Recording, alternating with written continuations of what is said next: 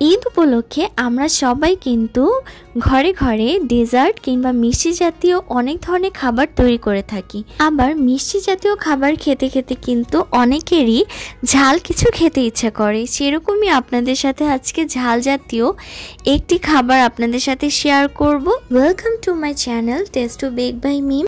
আমি আজকে রাঁধুনির এই হালিম মিক্স দিয়ে আপনাদেরকে বিফ হালিম তৈরি করে দেখাবো। এই হালিমের প্যাকেটের মধ্যে দুটি প্যাকেট থাকবে, একটি থাকবে হচ্ছে হালিম মিক্স, আরেকটিতে থাকবে হচ্ছে হালিমের মশলাটা। আর হচ্ছে এই হালিমের মিক্সের প্যাকেটটা আমি পুরোটা একটা বাটিতে ঢেলে নিয়েছি। আর এখানে আমি 3 কাপ পরিমাণ ফুটন্ত গরম পানি দিয়ে খুব ভালো করে 1 ঘন্টার জন্য আমি একটা সাইডে রেখে দিব।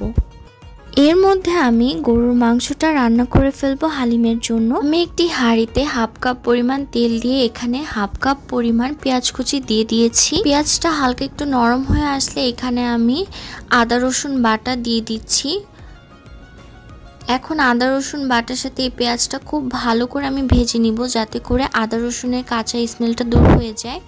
ভাজতে ভাজতে পেঁয়াজটা এরকম লাল হয়ে আসলে আমি এখানে সামান্য একটু পানি দিয়ে সেখানে আমি হলুদের গুঁড়া আর মরিচের গুঁড়া দিয়ে দিয়েছি, সাথে দিয়েছি স্বাদ মতো লবণ।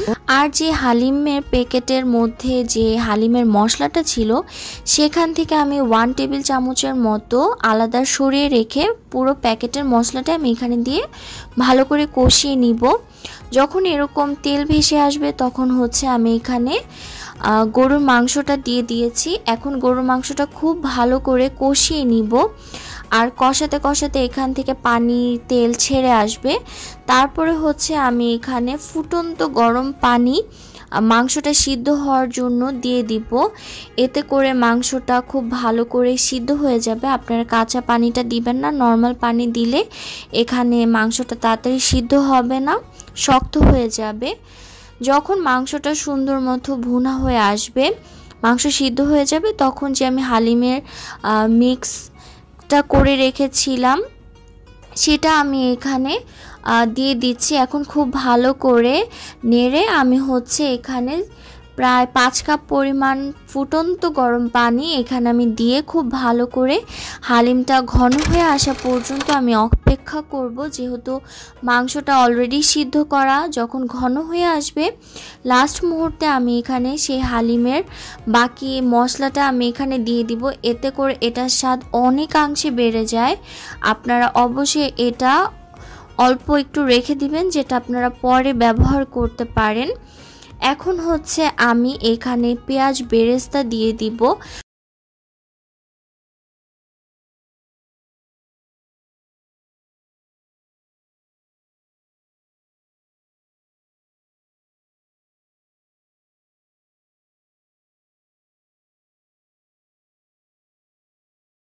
আমি একটা বাটিতে এখন সার্ভ করে নিচ্ছি। আর এখন হচ্ছে আমি আমার পছন্দ মতো পেঁয়াজ কুচি, আদা কুচি, দেন হচ্ছে লেবু আর হচ্ছে শসা কুচি দিয়ে আমি খুব ভালো করে ডেকোরেশন করে নিচ্ছি।